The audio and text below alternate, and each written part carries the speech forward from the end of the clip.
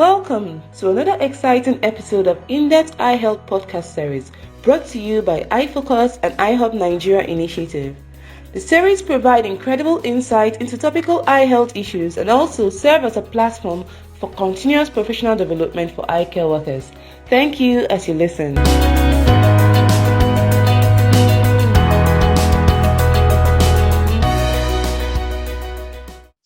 Hi everyone, I'm Dr. Ifi Monye. The focus of our discussion today is the International Day of Persons with Disability. The annual observance of this day was proclaimed in 1992 by the United Nations General Assembly Resolution 47.3 and is celebrated on 3rd December every year.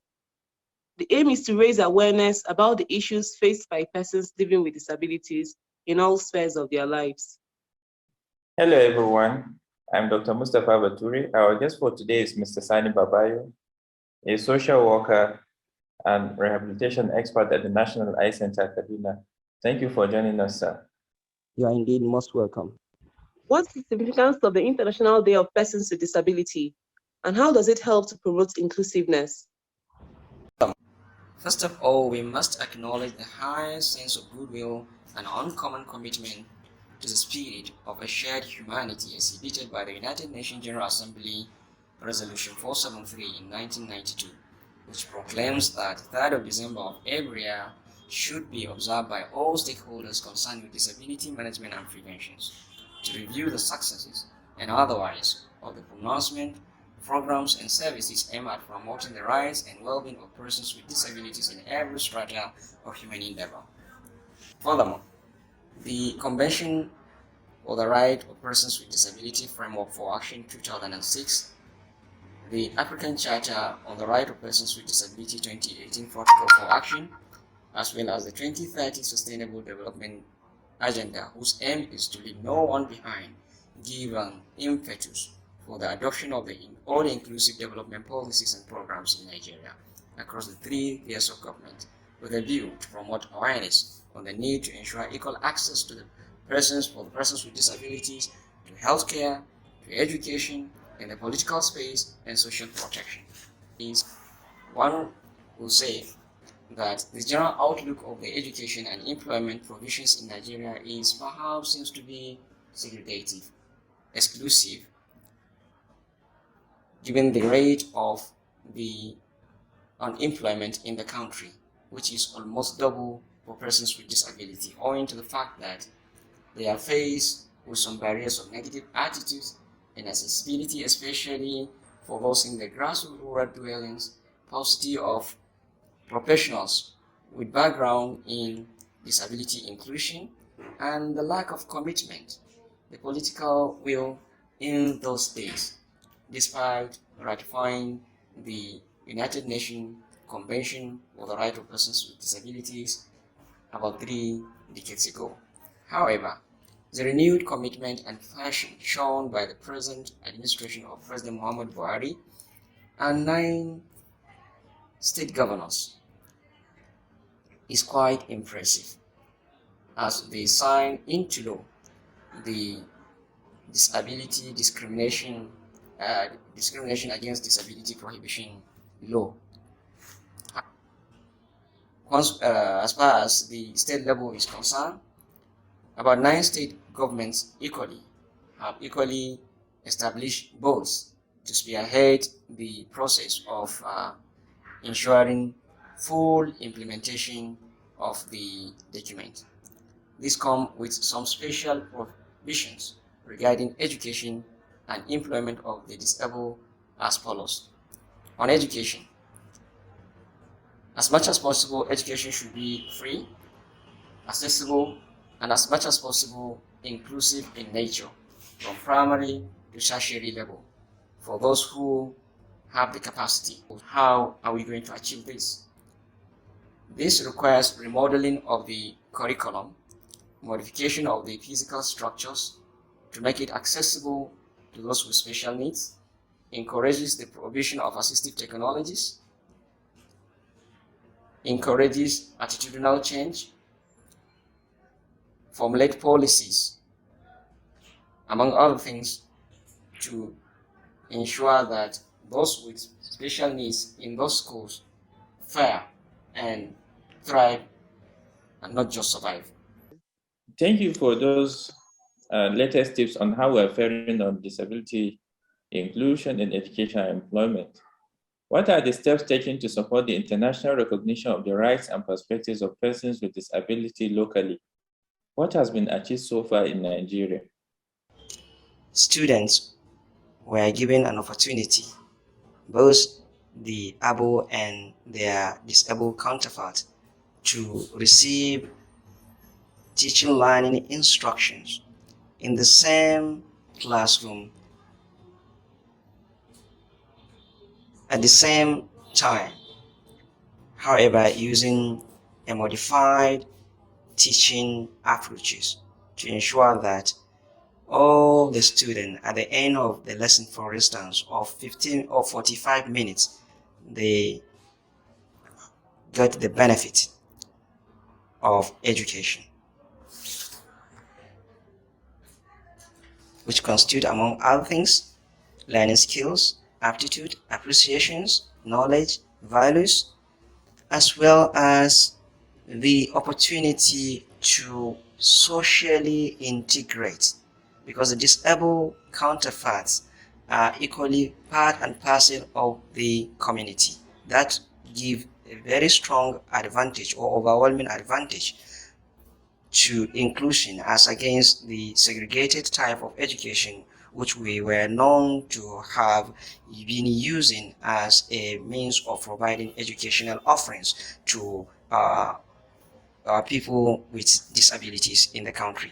When it comes to employment, as much as it is more natural and inclusive when we fed the disabled and their non-disabled counterparts, when it comes to employment, the belief is we are human beings, we are social beings, and we live in communities. There is no market for the disabled persons and one for the so-called able-bodied persons. Therefore, as much as the person with disabilities has the requirement in terms of the background, the training, the skills, he should equally be given the opportunity to employment. Therefore, the general outlook of the employment should be inclusive in nature. This will go a long way in fulfilling the principle of social justice, equity, and equality. How do we achieve this? Access to education, from transportation to accommodation to the provision of the assistive devices, job redesign and re-engineering, all this will be given the necessary attention to ensure that an individual living with special needs equally have an access to a gainful employment.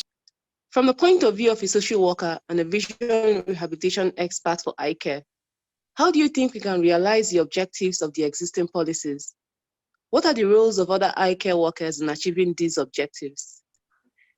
Visual impairment come a lot along with a lot of social deprivations as a result of functional limitations, and this could lead to depression and other mental health issues if left unattended. So as a social worker who is an educationist, a catalyst, an enabler, the emphasis is on providing the necessary reassurances to enable the individual with vision impairment or blindness to come to terms with reality, that is, to accept the condition faithfully. This is the background upon which other services will be built upon. He facilitates educational placement services.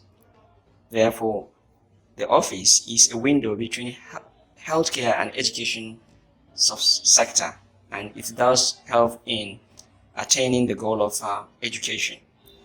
At the same time, upon the completion of a training in mobility, a comprehensive training in a given vocation of choice by the visually impaired, the social worker helped in promoting job placement services. He linked him up with relevant agencies to ensure that he got needed support to facilitate his medical management and training.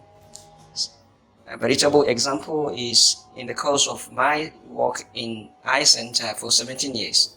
We were able to link off indigent patients with some NGOs from primary to date. Some of them are about rounding off their first degree in various universities across the country. He liaised with other NGOs or relevant government agencies to promote awareness and build the needed synergy to ensure the fulfillment of the all-inclusive development policies in the country. A veritable example is the recent trip or courtesy call to the Office of the Senior Special Advisor to Mr. President on Disability Matters, where we got a support to establish an endowment fund that will support eye care in the country to be domiciled in National Eye Centre. The responsibilities of other